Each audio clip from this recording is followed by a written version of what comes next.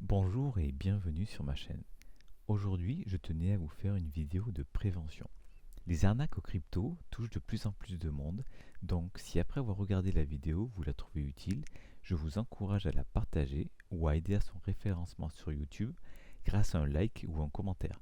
Ça pourra peut-être aider quelqu'un à ne pas se faire avoir. Je vous invite également à rejoindre mon compte Twitter que vous trouverez dans mon profil. Comme je vous le disais, il y a énormément d'arnaques dans le monde des crypto-monnaies et des NFT. Et on peut voir qu'elles explosent depuis 2021 grâce à un rapport de la FTC, la Federal Trade Commission américaine, qui recense plus de 46 000 personnes ayant été victimes d'escroqueries aux crypto-monnaies depuis début 2021, ce qui représente une valeur totale de plus d'1 milliard de dollars. Selon ce rapport, presque la moitié des arnaques viennent des réseaux sociaux, et principalement via Instagram, Facebook et WhatsApp, mais pas uniquement. C'est pourquoi il faut être particulièrement prudent. Dans cette vidéo, j'aimerais vous parler de la technique de la bouilloire, ou boiler room en anglais.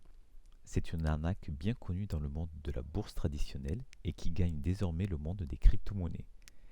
D'ailleurs, l'AMF, l'autorité des marchés financiers, alerte régulièrement le public face à cette arnaque. Alors en quelques mots, la technique de la bouilloire est une arnaque mise en place par une ou plusieurs personnes qui a pour but de manipuler le cours d'un actif, donc d'une action ou d'une crypto-monnaie par exemple, en répandant de fausses informations. Le but étant de faire monter le cours de l'actif grâce à l'investissement des victimes afin de pouvoir le revendre par la suite au prix fort en réalisant bien évidemment une plus-value. Généralement, les personnes qui pratiquent ces arnaques communiquent de manière insistante en promettant des gains sûrs et rapides, en expliquant que c'est une opportunité unique à ne pas rater et qu'il faut se décider très rapidement, car sinon ce sera trop tard et on aura loupé l'opportunité d'une vie. Pour résumer, les arnaqueurs achètent, ou créent même parfois, un actif à bas prix, incitent le maximum de personnes à l'acheter rapidement, ce qui fait généralement augmenter fortement son prix, puis revendent l'intégralité de leur position avant de disparaître, ce qui entraîne une chute de l'actif. C'est comme cela qu'ils arrivent à manipuler les cours et que tous les investisseurs, les victimes, qui achètent l'actif lorsque ça monte et lorsque ça vaut cher, perdent leur argent lors de la chute précipitée du cours.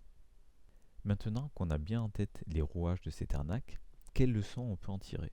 Premièrement, je dirais que la principale leçon à retenir est qu'il faut toujours faire ses propres recherches de son côté avant de se lancer dans un investissement. Il ne suffit pas de suivre des influenceurs ou les réseaux sociaux pour investir dans un nouveau projet, mais il faut passer du temps pour bien comprendre les tenants et les aboutissements de celui-ci. Il faut bien comprendre que personne ne fera jamais le travail à votre place, et que lorsqu'un youtubeur par exemple vous montre un projet et vous explique à quel point il est génial, vous ne pouvez jamais être certain qu'il n'a pas un lien avec celui-ci, ou qu'il est simplement sponsorisé. Il peut donc vanter un projet sans même le connaître réellement. J'insiste bien là-dessus. Personne ne fera jamais le travail à votre place. Donc, lorsque vous entendez quelqu'un qui vous explique qu'un projet est merveilleux et que vous pouvez devenir très riche très rapidement, méfiez-vous et faites vos propres recherches.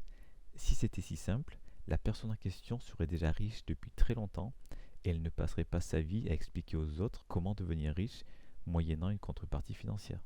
Qu'on soit bien d'accord, je ne suis pas en train de dire que toutes les personnes sur les réseaux sociaux essaient de vous arnaquer et que les youtubeurs, moi y compris, sommes des escrocs, mais simplement de faire très attention et de ne pas suivre les gens les yeux fermés.